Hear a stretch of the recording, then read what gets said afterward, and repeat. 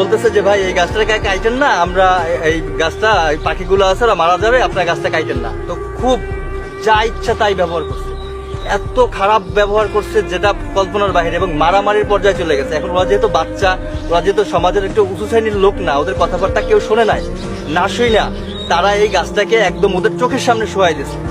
মানে যখন গাছটা পড়ছে আমাদের মনে হয়েছে যে আমাদের হৃদয়টা একদম ভেঙে চলে শেষ হয়ে যাচ্ছে। কারণ কি, ওখানে শত শত জীবন আছে। আমি কান্না করে দিয়েছি কালকে।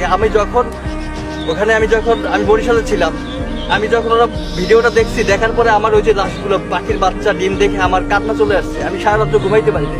200 পাখি 8+ 8 ছিল এখানে, কিন্তু বাসা ছিল আপনার প্রায় 200 বাসা ছিল এখানে। পাখি অন্তত 400 পাখি, ডিম বাচ্চা সহ অনেক পাখি আছে।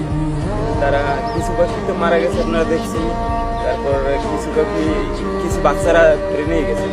এই যে পাখি বাচ্চা ডিম